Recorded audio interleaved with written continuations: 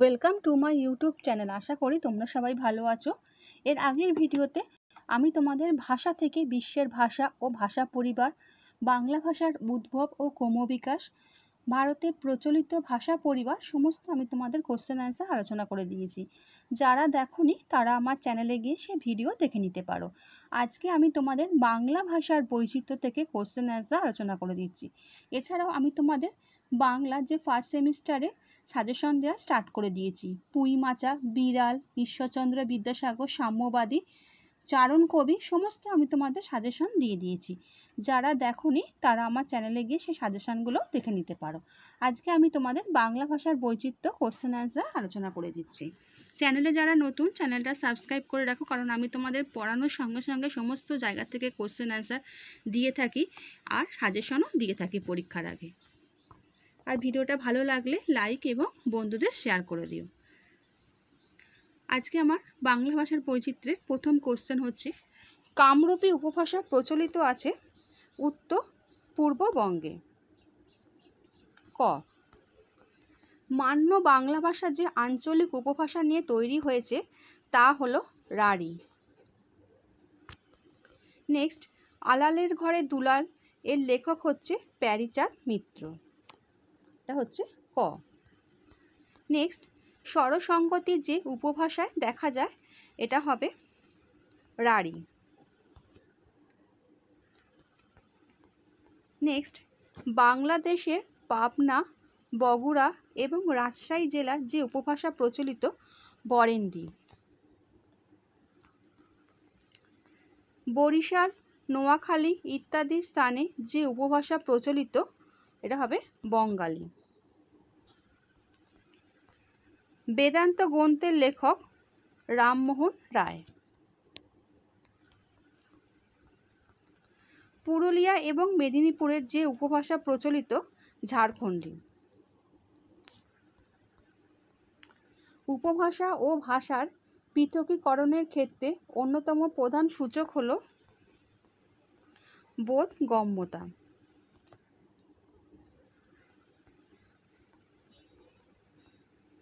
উনিশ শতকে বাংলা সাধু ভাষা রূপটি গড়ে ওঠে যার হাতে মৃত্যুঞ্জয় বিদ্যালঙ্কার।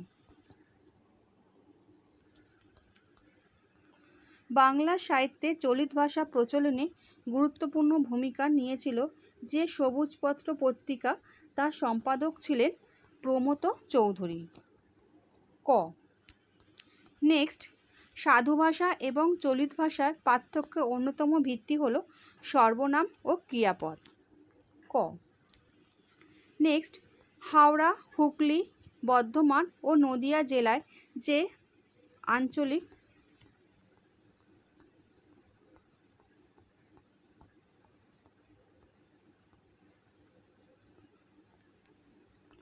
হাওড়া, হুগলি, বর্ধমান ও নদিয়া জেলায় যে আঞ্চলিক উপভাষা প্রচলিত তা হল রাঢ়ী। নেক্সট, বাংলাদেশের অধিকাংশ জায়গায় প্রচলিত আছে বঙ্গালী উপভাষা। এটা হচ্ছে গ। নেক্সট, জলপাইগুড়ি ও কোচবিহার জেলায় প্রচলিত কামরূপী উপভাষা। এটা হচ্ছে খ। পশ্চিমবঙ্গ ছাড়া আর যে রাজ্যের বেশিরভাগ মানুষ বাংলা ভাষায় কথা বলেন তা হলো ত্রিপুরা। বাংলাদেশের রাষ্ট্রে যে আঞ্চলিক উপভাষা প্রচলিত তা হলো বঙ্গালী উপভাষা। এটা হবে গ। নেক্সট, পশ্চিমবঙ্গের পূর্ব অংশে যে আঞ্চলিক উপভাষা প্রচলিত তা হলো বঙ্গালী উপভাষা। নেক্সট, মান্য কথ্য ভাষা বলতে বোঝায় সর্বজন গ্রাহ্য উপভাষা।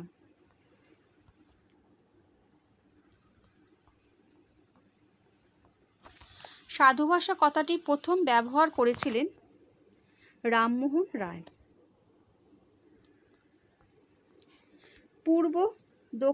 পূর্ব ও দক্ষিণ পূর্ববঙ্গে যে আঞ্চলিক উপভাষা প্রচলিত তা হলো বঙ্গালী। ঝাড়খণ্ডী উপভাষায় আনুনাসিকতার প্রাচুর্য লক্ষ্য করা যায়। এটা হবে ক।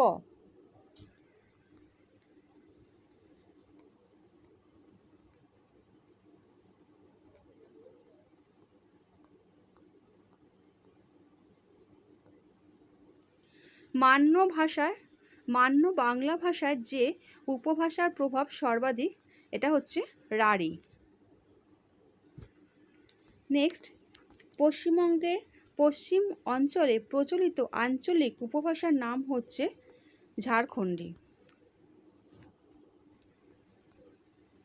রাঢ়ী উপভাষার স্বরধ্বনিগত একটি পরিবর্তন হলো অভিশ্রুতিজনিত পরিবর্তন দেখা যায়। এটা হচ্ছে ক। আশা করি তোমরা আজকের কোশ্চেন অ্যান্সার বুঝতে পেরেছো। চ্যানেলের সঙ্গে যুক্ত থাকো। নেক্সট ভিডিওতে আমি তোমাদের বিশাল ডানাওয়ালা এক থুত্তুরে বুড়ো থেকে কোশ্চেন অ্যান্সার সাজেশন দিয়ে দেবো। আর ভিডিওটা ভালো লাগলে বন্ধুদের শেয়ার করে দিও। আচ্ছা বন্ধুরা, ভালো থেকো।